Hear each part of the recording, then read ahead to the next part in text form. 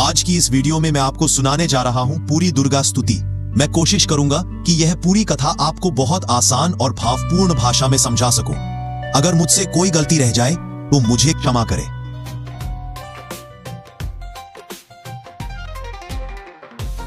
नवरात्र का 9वां दिन और घर के आंगन में कन्या पूजन की तैयारी।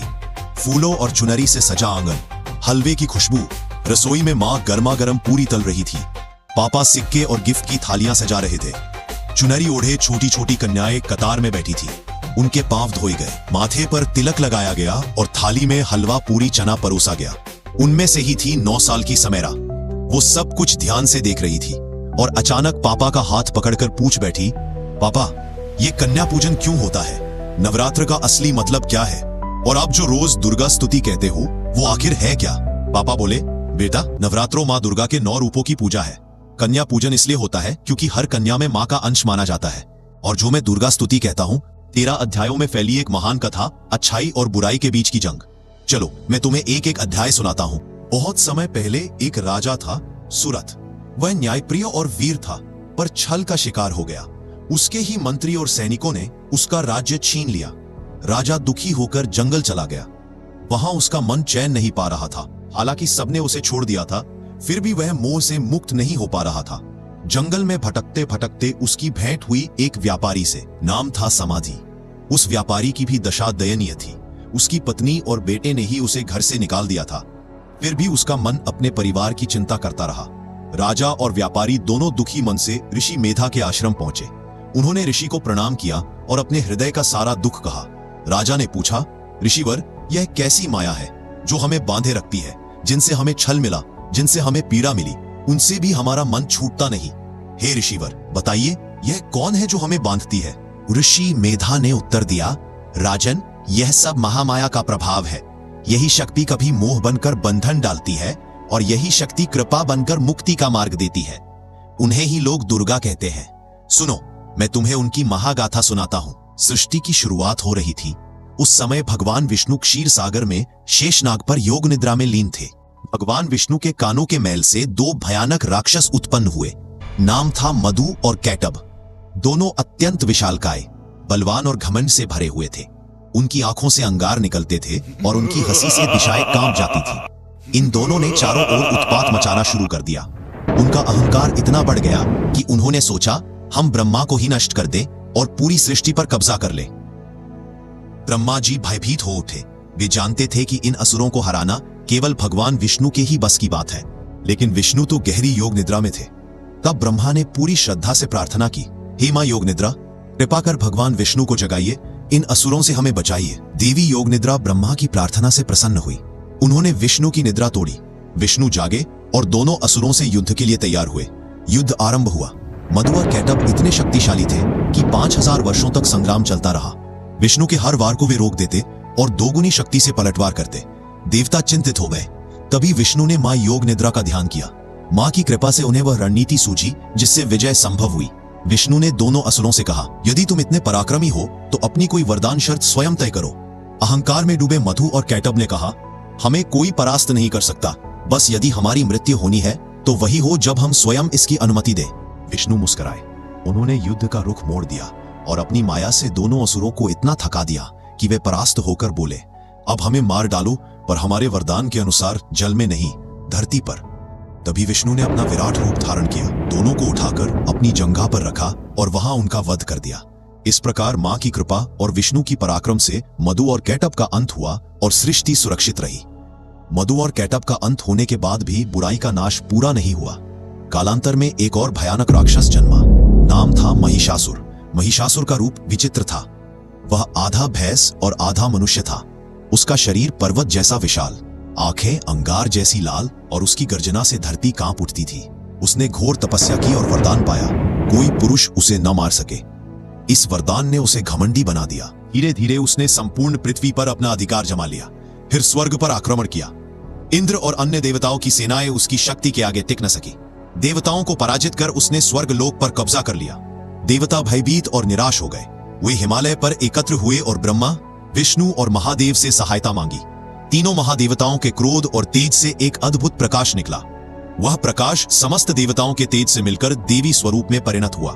वह थी मां दुर्गा, तेजस्वी, अपार आभा से युक्त, 10 भुजाओं वाली और सिंह पर सवार। हर देवता ने उन्हें अपना दिव्य अस्त्र भेंट किया। महादेव ने त्रिशूल दिया, विष्णु ने सुदर्शन चक्र, इंद्र ने वज्र और घंटा, वरुण ने शंख, अग्नि ने शक्ति अस्त्र, वायु ने ध्वज, यम ने दंड, हिमालय ने स्वयं सिंह को उनका वाहन बना दिया, सूर्य ने अपना तेज प्रदान किया, कुबेर ने रत्न और हार दिए। इस प्रकार मां दुर्गा अद्वितीय शस्त्रों और शक्ति से सुसज्जित हुई। फिर आरंभ हुआ युद्ध। महिषासुर की असंख्य सेनाएं एक ओर और अकेली मां दुर्गा दूसरी ओर। 9 दिन और 9 रातें भयंकर संग्राम चला। धरती, आकाश, समुद्र सब युद्ध के कोलाहल से गूंज उठे। मां के वार से असुरों की सेना धराशायी होती रही।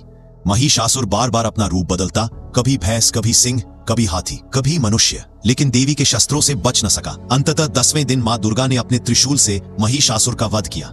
स्वर्ग और पृथ्वी फिर से धर्म और शांति से भर उठी। यही कारण है कि 9 दिन के युद्ध को नवरात्र के रूप में मनाया जाता है। जब महिषासुर का वध हुआ तो देवताओं के हृदय में राहत की लहर दौड़ गई। आकाश में नगाड़े गूंज उठे, शंखनाद हुआ और चारों ओर जय माता दी के स्वर फैल गए। सभी देवता मां दुर्गा के चरणों में झुक गए। उनके नेत्रों से आंसू बहने लगे। वे बोले, हे मां, आप ही शक्ति है, आप ही लक्ष्मी है जो धन देती है, आप ही सरस्वती है जो ज्ञान देती है, आप ही काली है जो दुष्टों का अंत करती है। देवताओं की ये स्तुति सुनकर मां प्रसन्न हुई। उन्होंने कहा, जब जब इस संसार में अधर्म बढ़ेगा, जब जब दुष्ट शक्तियां प्रबल होंगी, तब तब मैं नए नए रूपों में प्रकट होंगी। चाहे राक्षस हो, दैत्य हो या दुष्ट राजा, धर्म की रक्षा मैं स्वयं करूंगी। मां का यह वचन सुनकर देवताओं ने उन्हें प्रणाम किया। बेटा, यही था देवताओं की स्तुति, जहां सभी ने मां की महिमा स्वीकार की और मां ने यह वचन दिया कि धर्म की रक्षा के लिए वे सदा उपस्थित रहेंगी। बेटा, महिषासुर का अंत हो गया था, लेकिन अधर्म की जड़ें इतनी आसानी से नहीं मरती। एक बार फिर 2 भयानक असुर प्रकट हुए। नाम था शुंभ और निशुंभ। ये दोनों भाई अत्यंत शक्तिशाली थे।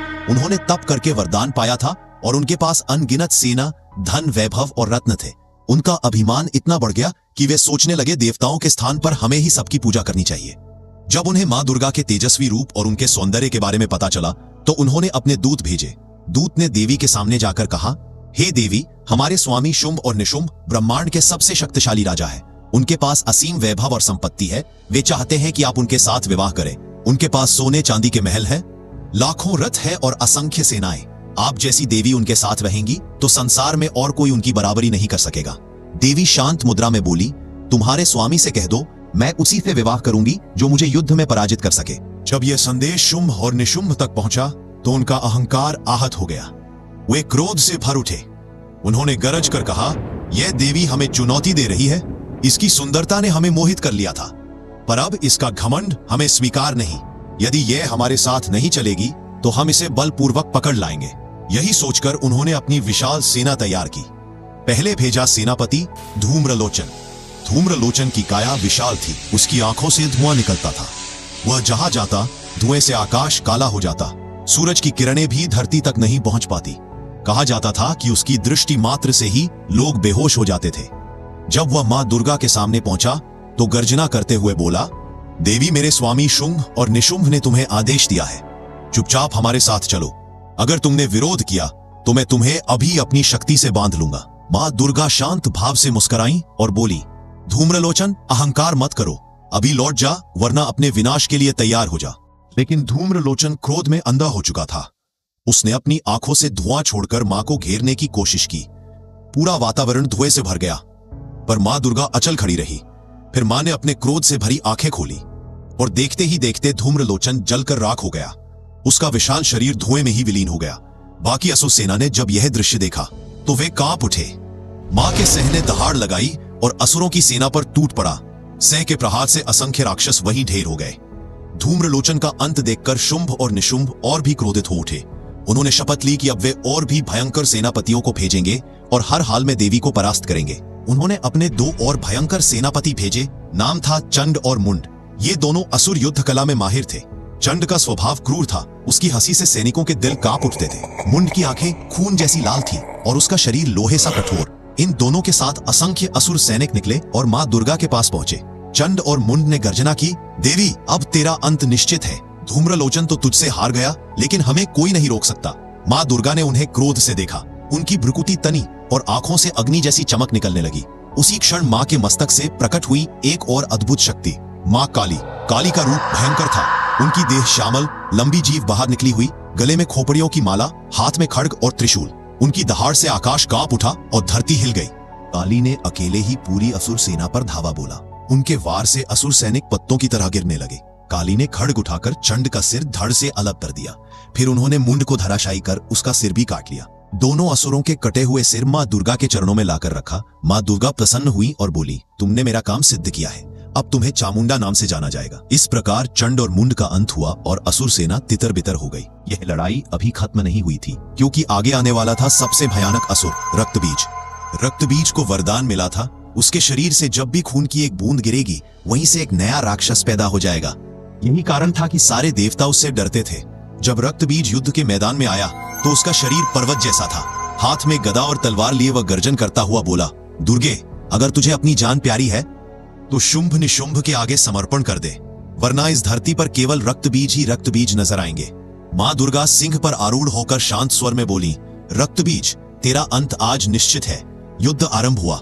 मां ने अपने बाण चलाए, तलवार घुमाई, त्रिशूल से वार किया। हर वार के साथ रक्तबीज घायल होता और उसके शरीर से खून की बूंदें जमीन पर गिरती। जैसे ही रक्त टपकता, वैसे ही सैकड़ों नए रक्तबीज खड़े हो जाते। देखते ही देखते पूरा रणभूमि असुरों से भर गया। देवता चिंतित हो उठे। मां, यदि रक्त की हर बूंद से राक्षस पैदा होते रहेंगे तो यह युद्ध कभी खत्म नहीं होगा। तभी मां दुर्गा आदेश दिया, मां काली, इस रक्तबीज का अंत केवल तुम्हारे द्वारा संभव है। मां काली प्रकट हुई। लाल जीभ बाहर निकली हुई, गले में खोपड़ियों की माला, हाथ में खड्ग। उन्होंने अपनी विशाल जिह्वा फैला दी। अब जैसे ही रक्तबीज के शरीर से खून टपकता, काली अपनी जिह्वा से सारी बूंदें पी जाती।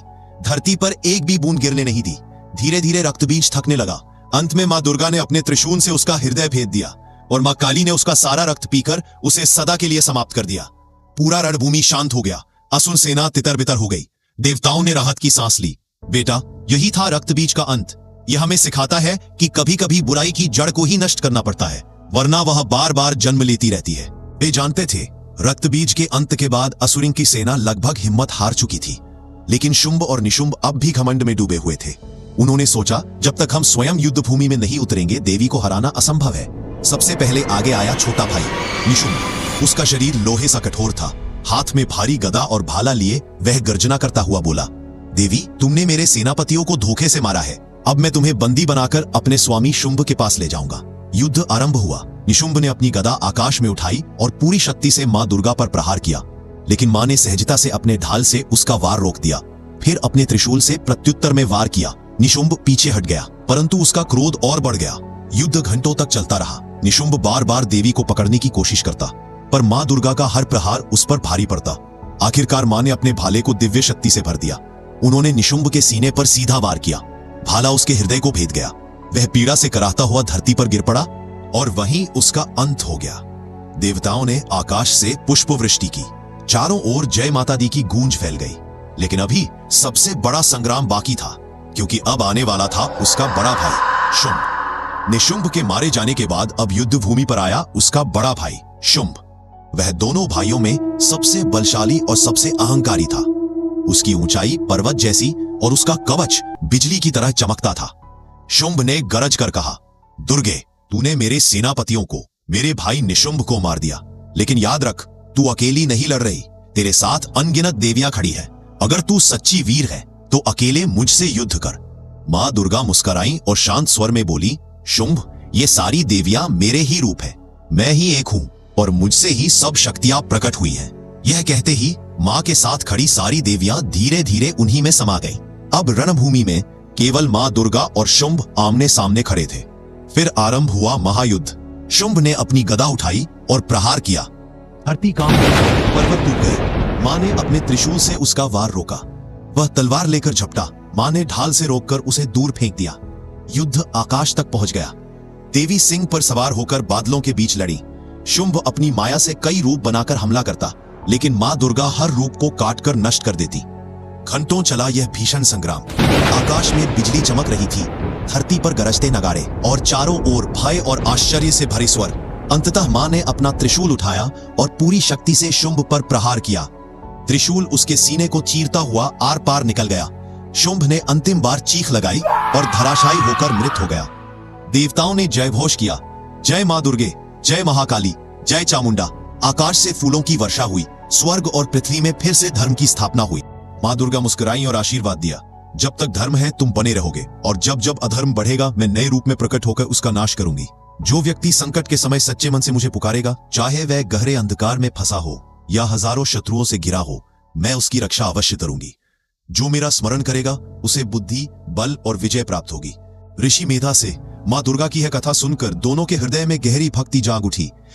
राजा सुरथ ने माँ की साधना की, उन्होंने तपस्या और पूजा करके माँ को प्रसन्न किया। माँ ने वरदान दिया, राजन तुम अपना खोया हुआ राज्य पुनः प्राप्त करोगे, तुम्हारे शत्रु नष्ट होंगे और तुम धर्म पूर्वक शासन करोगे। उसी प्रकार व्यापारी समाधि ने भी माँ की उपासना की। वह पहले अपने परिवार के विश्वासघात से दुखी था, पर माँ ने उसे आशीर्वाद दिया, तुम्हें आत्मज्ञान प्राप्त होगा, तुम्हारा मन संसार के मोह से मुक्त होकर सदा शांति में स्थिर रहेगा। और सचमुच हुआ भी ऐसा ही। सुरथ पुनः राजा बना और न्यायपूर्वक राज किया। समाधि को परम शांति और ज्ञान प्राप्त हुआ। बेटा, यही है दुर्गा सप्तशती का सार। नवरात्र हमें यह सिखाते हैं कि धर्म की रक्षा के लिए माँ दुर्गा सदा प्रकट होती हैं, और जो भी सच्चे मन से उनकी आराधना करता है उसे शक्ति, ज्ञान और विजय अवश्य प्राप्त होती है। नवरात्र केवल पुराणों की कथा नहीं है। त्रेता युग में भगवान श्री रामचंद्र ने लंका विजय से पहले 9 दिनों तक माँ दुर्गा की आराधना की थी। इतिहास में वीर योद्धा जैसे महाराणा प्रताप और छत्रपति शिवाजी नवरात्र पर शस्त्र पूजन करते थे। अगर हमारी प्रस्तुति में कोई कमी रह गई हो तो क्षमा कीजिएगा, और अगर कथा ने आपके हृदय को छुआ हो तो कमेंट में जरूर लिखें जय माता दी, और चैनल को लाइक, शेयर और सब्सक्राइब करना न भूलें।